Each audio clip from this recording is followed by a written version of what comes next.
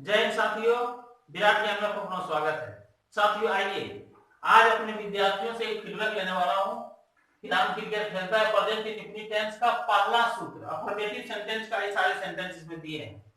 जिस सेंटेंस को मैं अपने बच्चों से यहाँ पे बनवाऊंगा, देखूंगा कितना वो सही कर पाता है। तो चलिए शुरू करते हैं। लेकिन साथियों अगर मेरा पिछला वीडियो आप नहीं देखे हैं, इस वीडियो के डिस्क्रिप्शन सेक्शन में जाइए, मैं पिछला वीडियो डाल दिया हूं।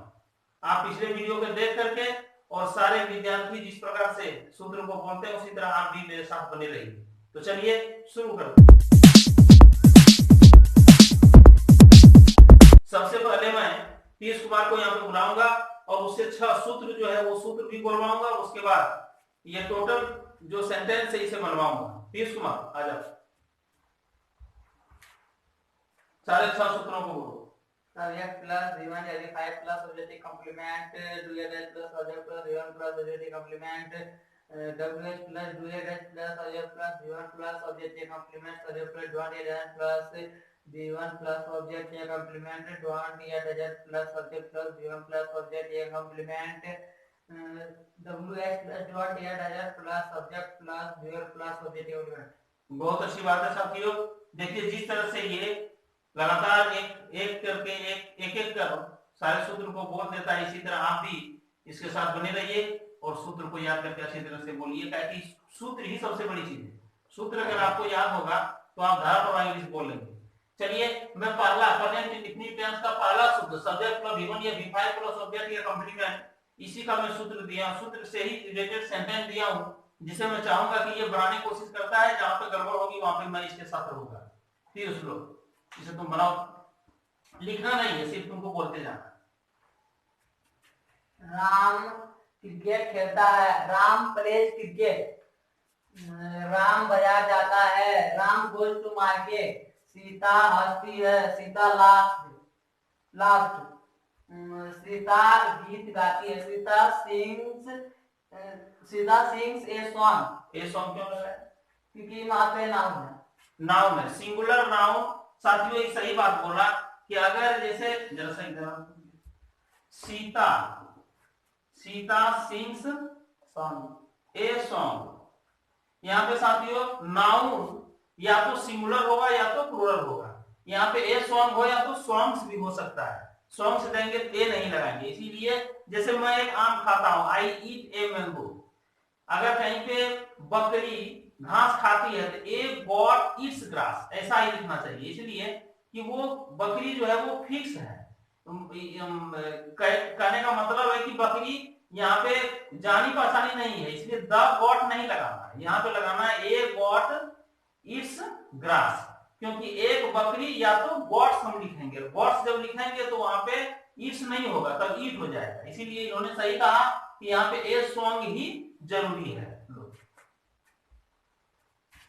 हम लोग अंग्रेजी सीखते हैं। हम लोग अंग्रेजी सीखते हैं। We learn English. मैं एक आम खाता हूँ। I eat a mango. इसमें देखिए हम लोग अंग्रेजी सीखते हैं, मतलब कैसे लगा होता है, क्योंकि यहाँ पे देखिए से ज्यादा है ना, इसलिए यहाँ मतलब V5 का प्रयोग नहीं करेंगे, V1 का प्रयोग करेंगे। ठीक। सूर्य पूरब में उगता है। The sun rises in the east। जी साथियों यहाँ पे एक बात ध्यान देने की है कि एट और इन का प्रयोग होता है, लेकिन चारों दिशाओं के लिए हमेशा हम लोग in the east, in the west, in the north, in the south का ही प्रयोग करते हैं। इसीलिए यहाँ पे इन द ईस्ट सही रहेगा। The sun rises in the east, इसीलिए यहाँ पे इन लगा के इन के साथ द भी लगाना जरूरी है। जैसे एट मॉर्निंग, कुछ ऐसे भी शब्द हैं जैसे एट मॉर्निंग MORNING, लेकिन अगर इन लगाएंगे तो इन द मॉर्निंग लिखना पड़ेगा।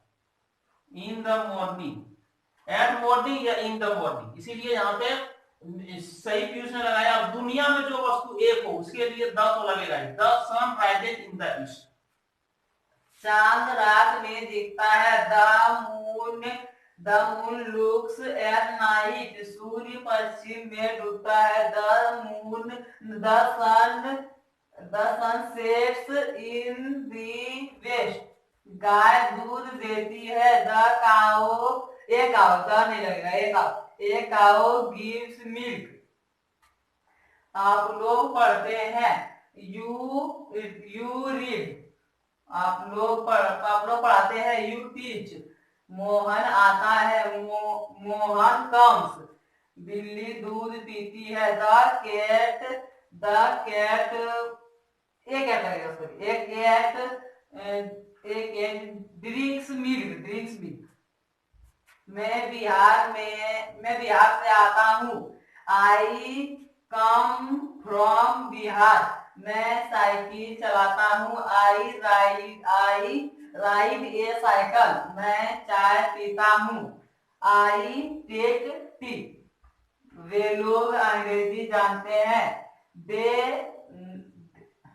जाना क्या नो, दे नो इंग्लिश। वह नेपाल में रहता है। ही लिव्स इन नेपाल, हम लोग भारत में रहते हैं। वी लिव इन इंडिया, मैं तुझे धन्यवाद देता हूँ। आई थैंक यू। बहुत ही अच्छा, इन्होंने बहुत अच्छी तरीके से पेश किया। साथियों यहाँ पे एक बात इन्होंने बोला था, मैं चाय पीता हूँ, सही बात है, आई टेक टी होगा, क्योंकि चाय हम लोग चुस्की लेके पीते हैं, चाय गड़गड़ा के पानी की तरह नहीं पीते हैं। आई ड्रिंक वाटर हो जाएगा, लेकिन आई टेक टी होगा। और यहाँ पे जैसे इन का प्रयोग बड़े बड़े शहरों के लिए, इन नेपाल, इन इंडिया, लेकिन छोटा जगह अगर हो, कोई चौक हो, चौराहा हो, तो एट हम लोग बोलते हैं। जैसे मेरा घर महुआन है तो मैं बोलता हूँ आई लिव एट महुआन, लेकिन अगर आप देवघर में रहते हैं तो he lives in Deoghar, you live in Deoghar. तो हम लोग एट और इन का प्रयोग यहाँ पे करते हैं। चलिए धन्यवाद हम देते हैं इसे कि इन्होंने जैसे भी हो सका, लेकिन इन्होंने अच्छी तरह से सेंटेंस को बनाया। और मुझे पूरा विश्वास है कि आपको ये वीडियो कुछ न कुछ हद तक फायदा मिला होगा, कुछ न कुछ अच्छा लगा होगा। आज का वीडियो कुछ न कुछ फायदेमंद हुआ होगा। चैनल को सब्सक्राइब, लाइक और शेयर कर दीजिए, अपने साथियों के साथ भी शेयर कर दीजिए और कमेंट जरूर कीजिएगा। तो चलिए नए वीडियो को लेकर के आ रहे हैं, नए जोश उत्साह के साथ। चलिए नए वीडियो के लिए जय साथियों, जय भारत।